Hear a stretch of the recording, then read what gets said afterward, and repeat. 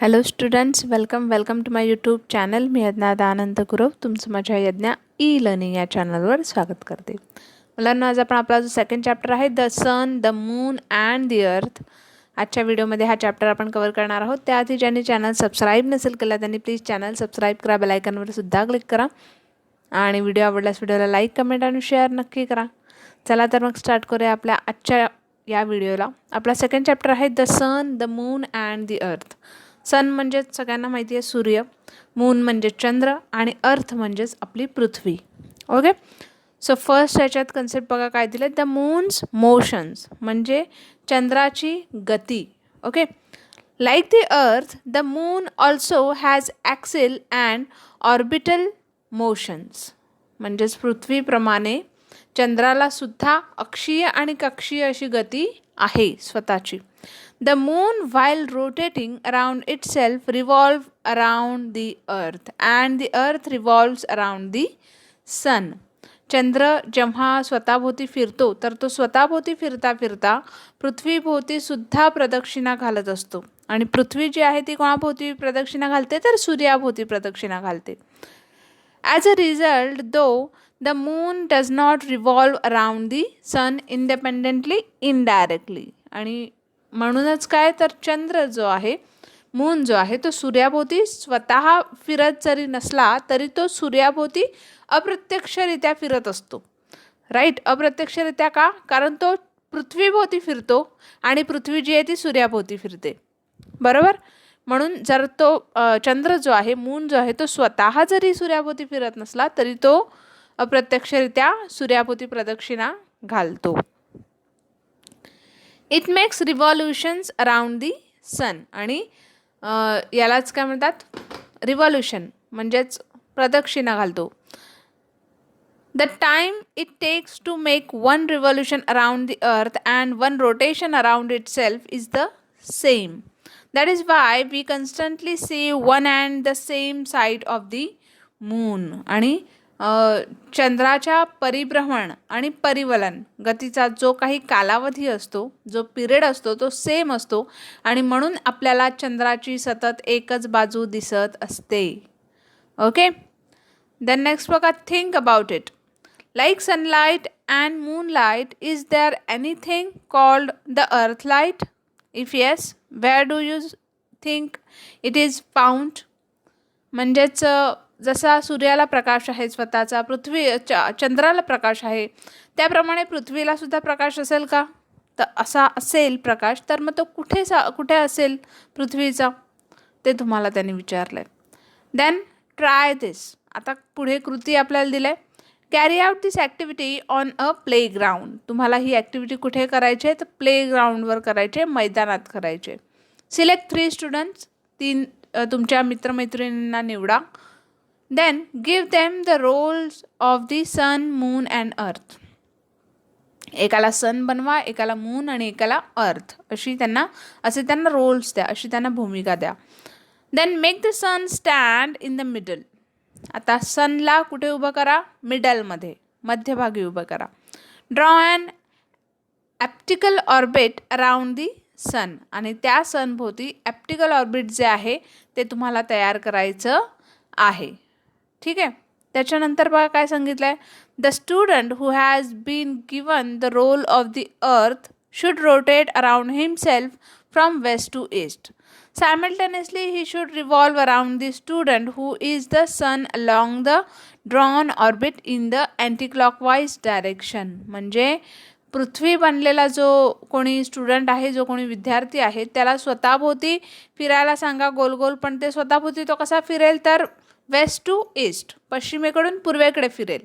Right, आणि फिरत फिरत जो सूर्य बनलेला असतो ना, तो त्या जे ऑर्बिट तुम्ही आखलं आहे त्या ऑर्बिटमध्येच तो फिरेल. ओके, त्या कक्षेवर तो फिरेल आणि तो सूर्याभोवती फिरताना घड्याळाच्या काट्याच्या विरुद्ध दिशेने म्हणजे अँटी क्लॉकवाईज तो सूर्याभोवती फिरेल.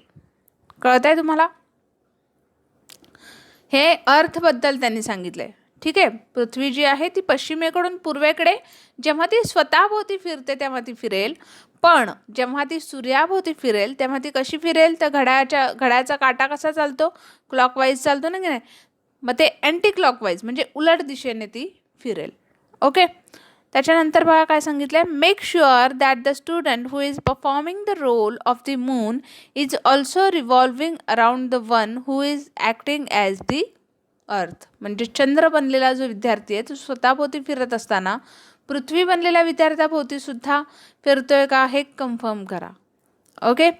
Then draw diagram of the whole activity in your notebook. आता ही जी ह्या सगळ्या ज्या ॲक्टिव्हिटीज चालू आहेत त्याची आकृती जी आहे, जसं आपल्याला इथे इमेज मध्ये दिलं आहे. ओके. तर तशा प्रकारची आकृती जी आहे, जसं इथे मध्ये अर्थ आहे तर मध्ये काय येणार, सुरुवातीला मध्ये कोण उभा आहे, सूर्य, सन उभा आहे, राईट. मग अशी आकृती जी आहे ती तुम्हाला तुमच्या नोटबुकमध्ये काढायची आहे. त्याच्यानंतर आपल्याला बघा जिओग्राफिकल एक्सप्लेनेशन दिलं आहे, या सगळ्याचं भौगोलिक स्पष्टीकरण दिलं आहे. The moon's orbit of the revolution is also elliptical as that of the earth and hence the distance of the moon from the earth is not the same. पृथ्वीप्रमाणे चंद्राची परिभ्रमण कक्षा ही कशी असते, लंबवर्तुळाकार असते. ओके.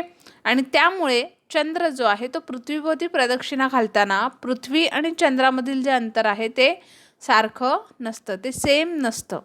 आणि जेव्हा तो पृथ्वीच्या जास्तीत जास्त जवळ असतो, बघा, is not the same and everywhere along its orbit while revolving when it is the closest to the earth it is said to be in perigee and when it is at the farthest the position is called apogee. Okay. म्हणजेच जेव्हा तो पृथ्वीच्या जास्तीत जास्त जवळ असतो तेव्हा त्याला आपण काय म्हणतो तर उपभू असं म्हणतो, उपभू स्थिती असं म्हणतो. उपभू स्थिती म्हणजे काय तर पॅरेजी. ओके. आणि जेव्हा तो फार्देस्ट पोझिशनला म्हणजेच पृथ्वीच्या जास्तीत जास्त दूर असतो तेव्हा त्याला म्हणतो अपोगी, म्हणजे अपभू अशी स्थिती त्यामुळेच असते. त्याच्यानंतर नेक्स्ट बघा, आपल्याला इथे अर्थ दाखवला आहे आणि कसं बघितलं, लंबवर्तुळाकार मूनचं रोटेशन असतं. ओके. मून जो फिरतो तो गोलाकार फिरत नाही, ठीक आहे, लंबवर्तुळाकार फिरतो.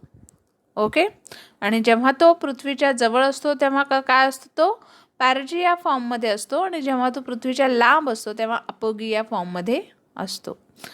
त्याच्यानंतर you have studied the phases of the moon, you know how it waxes from the new moon day to day full moon day and how it wanes from the full moon to the new moon day. म्हणजेच काय सांगितले तर तुम्ही चंद्राच्या कला ज्या आहेत, okay, चंद्रकोर तुम्ही पाहिली असेल, बरोबर, तर त्या चंद्राच्या ज्या कला आहेत त्याचा अभ्यास केला आहे का. आणि आकाशात जेव्हा चंद्रबिंबांचा भाग जो आहे तो अमावस्येपासून पौर्णिमेपर्यंत कसा वाढतो आणि पौर्णिमेनंतर तो क्रमाक्रमाने कसा कमी होतो हे तुम्हाला माहिती आहे का, ते त्यांनी विचारलं. बघा इथे खाली आपल्याला एक आकृती दिली आहे, वॅक्सिन अँड वॅनिन मून, म्हणजे चंद्रकला आणि चंद्रकला दाखवले. यात तुम्हाला कृष्ण पक्ष आणि शुक्ल पक्ष या वेळेत होणारे चंद्रामध्ये बदल जे आहेत ते तुम्हाला दाखवलेले आहेत. अमावस्या पौर्णिमा त्या दिवशी कशा प्रकारे बदल होतात तर ते तुम्हाला इथे दाखवलेलं आहे. देन नेक्स्ट बघा, see figure number 2.2 which shows the different phases of the moon. काय दाखवले फिगर नंबर 2.2 मध्ये, मूनचे वेगवेगळे फेजेस म्हणजे चंद्रकलांची आकृती जी आहे ती तुम्हाला इथे दाखवलेली आहे. It shows the relative position of the moon on both the quarters, the full moon and the new moon day with respect to the earth and the sun. म्हणजे त्या दिवशी चंद्र, पृथ्वी आणि सूर्य यांची सापेक्ष स्थिती देखील आकृतीत तुम्हाला दाखवलेली आहे. नंतर बघा, think about it. Figure number 2.2 shows the position of the moon as seen from the space and as seen from the earth. How will you identify which are which?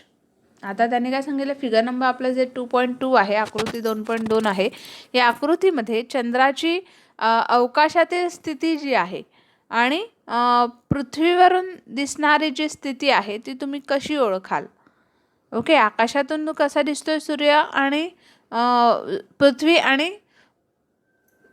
पृथ्वीवरून दिसणारी जी स्थिती आहे ती त्यांनी तुम्हाला विचारलेली आहे, चंद्राची स्थिती. ओके, त्याच्यानंतर बघा काय सांगितलं, थिंक अबाउट इट.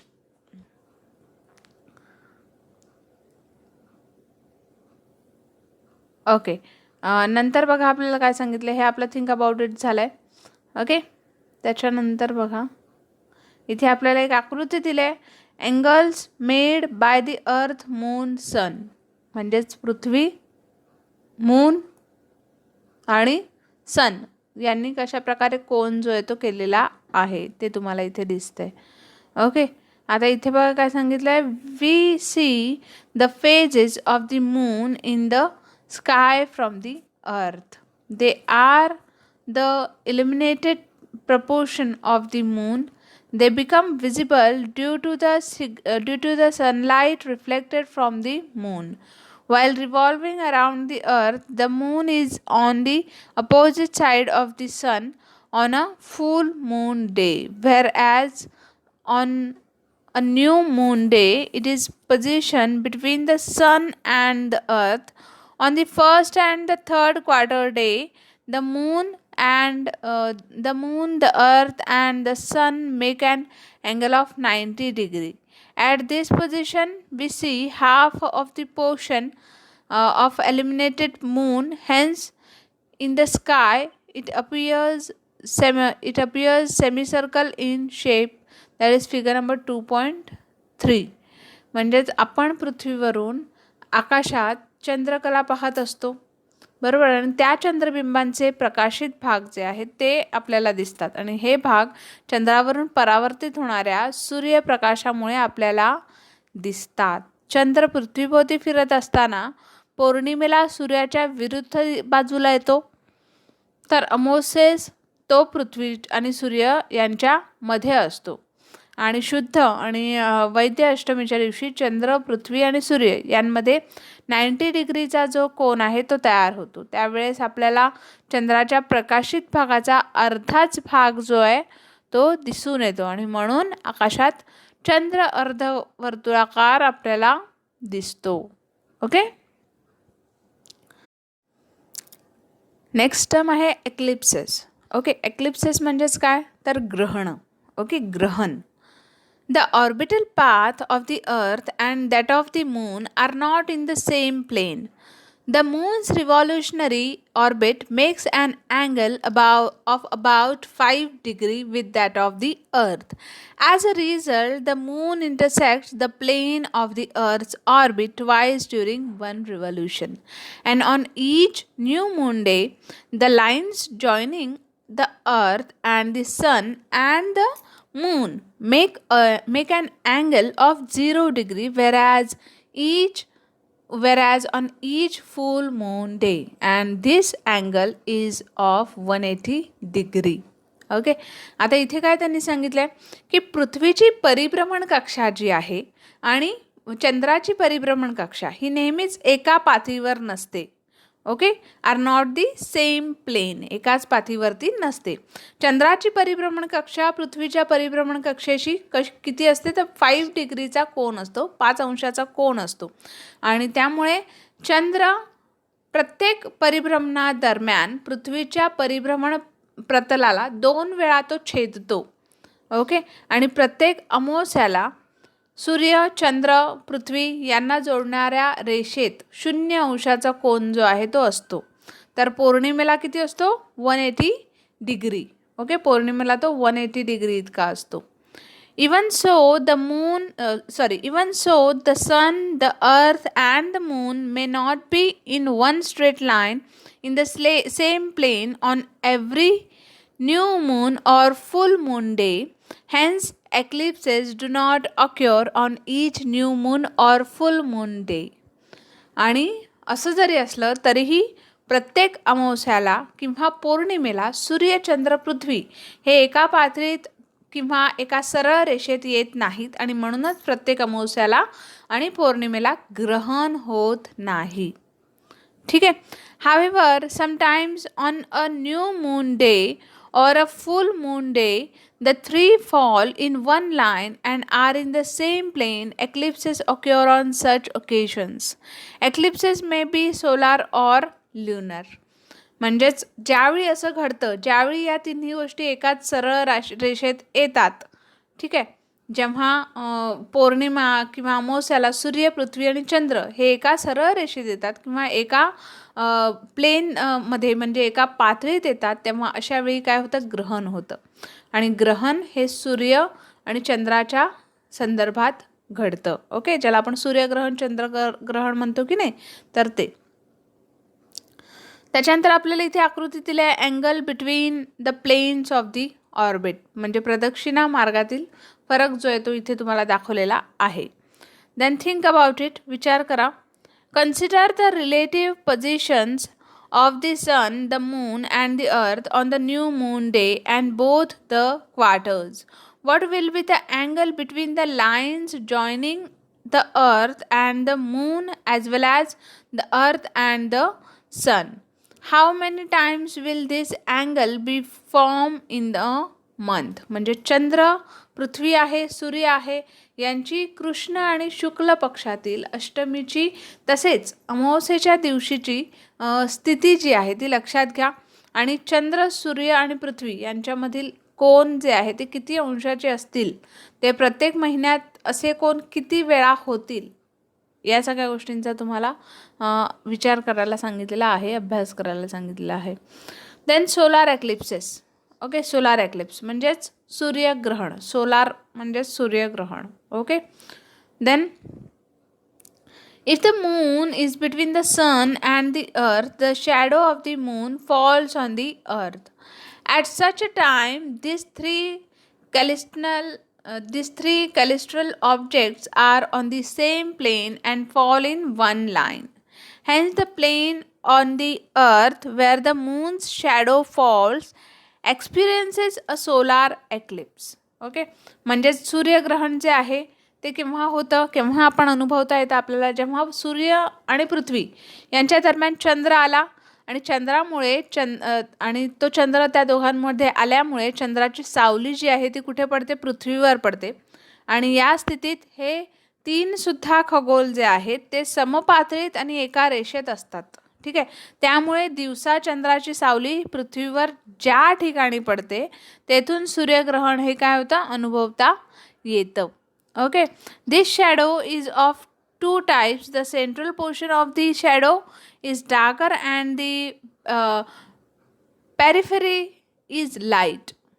आणि याची या सूर्यग्रहण जो असतो त्याची सावली जी असते ती कशी असते, चंद्राची सावली तर दोन प्रकारची असते.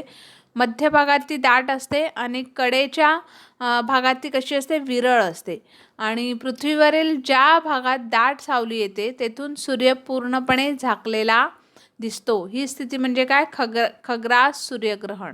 ओके, त्याच्यानंतर बघा काय सांगितलंय, the sun becomes okay in the area of dark shadow on the earth the sun becomes completely invisible. जेव्हा डार्क शॅडो येतं तेव्हा सन कसा होतो, इनविजिबल होतो, तो दिसेना असं होतो. This condition is known as total solar eclipse आणि यालाच खग्रास चंद्रग्रहण असं म्हटलेलं आहे.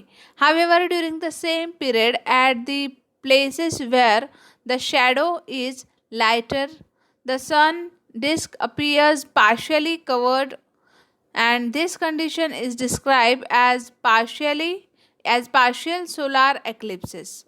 Okay, आता त्यांनी काय सांगितलंय की जेव्हा हे खग्रास सूर्यग्रहण होतं तर त्याच वेळेस विरळ छायातील भागातून सूर्यबिंबाचा काही भाग दिसतो.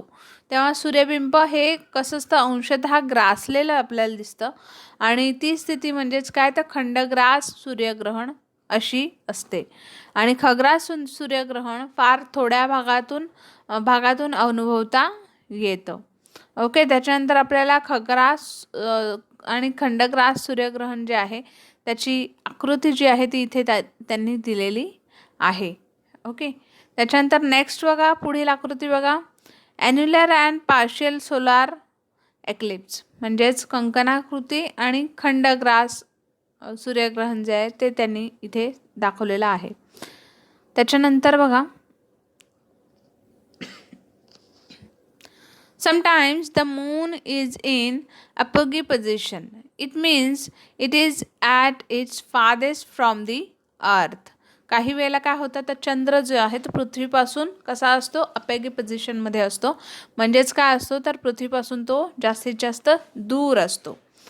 The deep shadow of the moon is cast in space and does not reach the earth.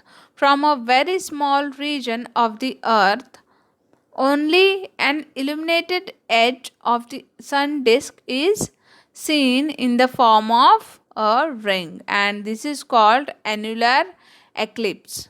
Okay, annular eclipse is a rare phenomenon. Okay, म्हणजेच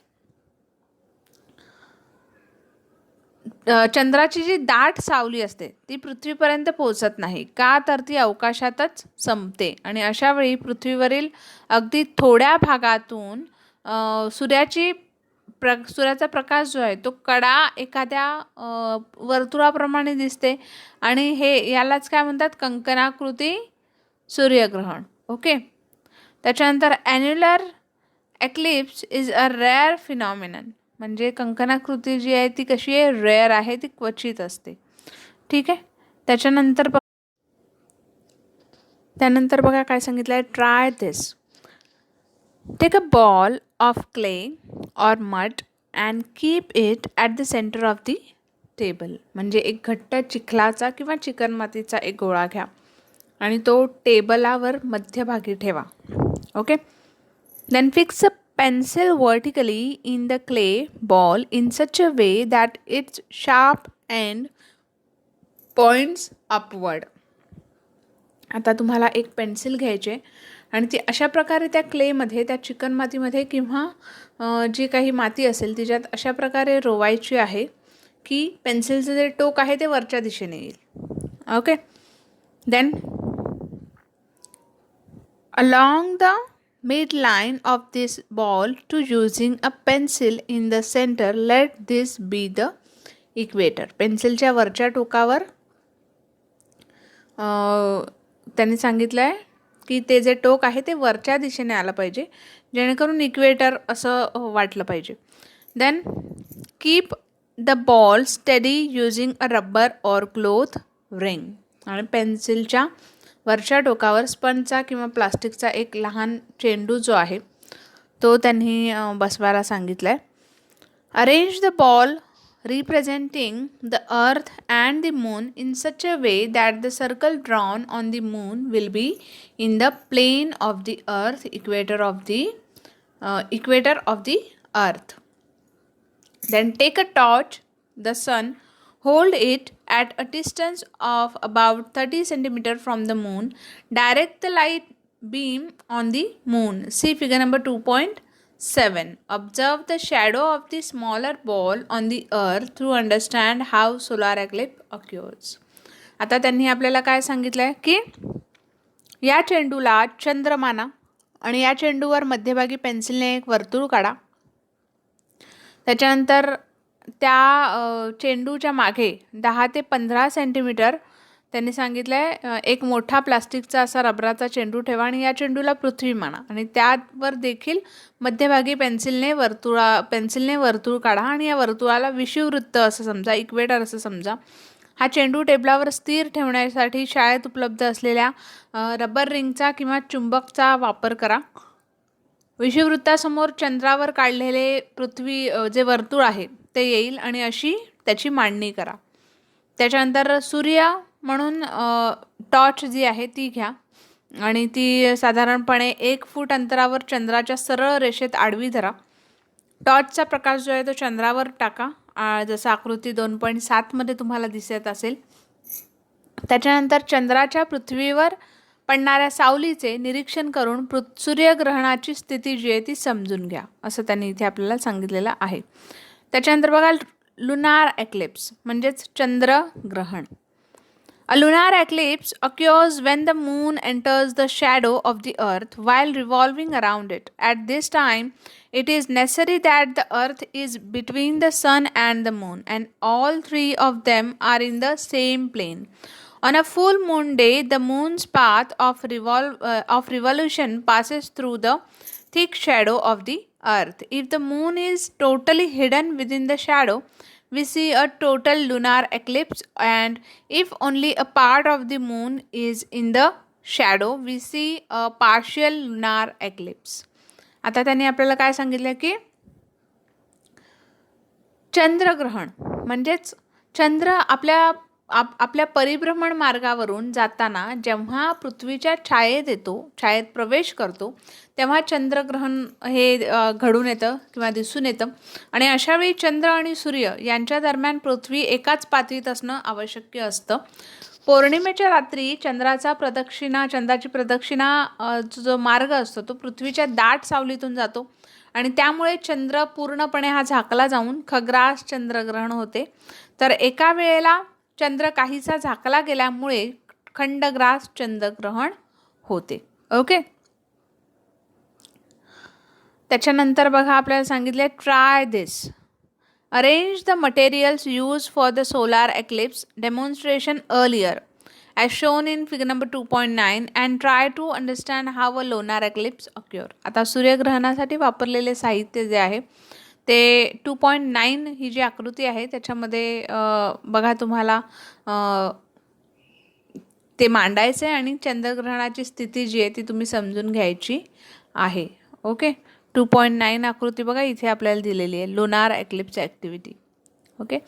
Then use your brain power. On the day of solar eclipse, in which part of the earth will it not be seen? सूर्यग्रहणाच्या दिवशी पृथ्वीवरील कोणता part जो आहे, कोणता भाग जो आहे तिथे ग्रहण दिसणार नाही. त्याच्यानंतर can we see total and annular solar eclipses on the same occasion. कंकणाकृती आणि खग्रास हे जे सूर्यग्रहण आहे ते एकाच वेळी होऊ शकतं का? तर नाही. Why is an annular lunar eclipse not seen? चंद्रग्रहण कंकणाकृती का दिसत नाही? त्याच्यानंतर which eclipse will you see from the moon? चंद्रावरून आपण कोणती ग्रहणं आपण पाहू शकतो? Why are solar eclipses caused by the other planets not seen from the earth? इतर ग्रहांमुळे होणारी सूर्यग्रहणं आपण का पाहू शकत नाही? Okay, then think about it. When solar eclipses do not occur on a new moon day, does it mean that the moon does not have any shadow at all? म्हणजेच काय विचारलंय तर ज्या अमावस्याला सूर्यग्रहण होत नाही तेव्हा चंद्राला सावलीच नसते का? ओके. नंतर इथे बघा आपल्याला 2.8 मध्ये टोटल अँड पार्शियल लुनार एक्लिप्सची आकृती जी आहे ती आपल्याला इथे दाखवलेली आहे. देन सेकंड थिंग इथे आहे कॅरेक्टरिस्टिक्स ऑफ सोलार एक्लिप्स. आता त्याचे कॅरेक्टरिस्टिक्स म्हणजेच वैशिष्ट्य जी आहेत सूर्यग्रहणाची ती बघा. A solar eclipse occurs on a new moon day but not on every new moon day. सूर्यग्रहण अमावस्याला होतं पण प्रत्येक अमावस्याला होत नाही. If and only if the sun and the moon, the earth are in the same plane and falls in one line, the solar eclipse occur. जेव्हा सूर्य चंद्र पृथ्वी हे एका सरळ रेषेत येतात त्यावेळेसच सूर्यग्रहण हे होतं. The maximum duration of the total solar eclipse is 7 minutes and 20 seconds. That is 440 seconds. खग्रास सूर्यग्रहणाचा जास्तीत जास्त कालावधी काय असतो, वेळ काय असतो तर 7 मिनटं 20 सेकंद म्हणजेच टोटल 440 सेकंद इतका तो असतो. Then characteristics of lunar eclipse. आता चंद्रग्रहणाची वैशिष्ट्ये बघा. Lunar eclipse occurs on a full moon day but not on every full moon day. Lunar eclipse सुद्धा पौर्णिमेला दिसतो पण प्रत्येक पौर्णिमेला तो दिसत नाही. अ lunar eclipses occurs if and only if the sun, the moon and the earth are in the same plane and fall in one line. The maximum duration of the total lunar eclipse is 107 minutes. म्हणजे सूर्य, पृथ्वी, चंद्र हे एका सरळ रेषेत येतात. ठीक आहे, त्याच वेळेस चंद्रग्रहण होतं आणि खग्रास चंद्रग्रहणाचा जो जास्तीत जास्त वेळ असतो तो किती असतो, तर 107 मिनटं इतका असतो. Okay. Then eclipse and astronomical event, म्हणजे ग्रहण एक खगोलीय घटना. A solar eclipse or lunar eclipse is just an astronomical event. There is nothing auspicious or inauspicious about these events. It is just a result of the sun, the earth, and the moon being in specific positions. There is a lot of curiosity about eclipse because an eclipse is not a regular occurrence. Okay, म्हणजे सूर्यग्रहण आणि चंद्रग्रहण या केवळ खगोलीय स्थिती आहेत. यात अशुभ आणि शुभ असं काहीही नसतं. सूर्य, चंद्र, पृथ्वी हे विशिष्ट स्थितीत येण्याचा एक केवळ खगोलीय परिणाम आहे आणि आकाशात घटना नेहमी घडत नसल्याने त्याबद्दल लोकांच्या मनात साहजिकच कुतूहल जे आहे, क्युरिओसिटी जी आहे ती असते.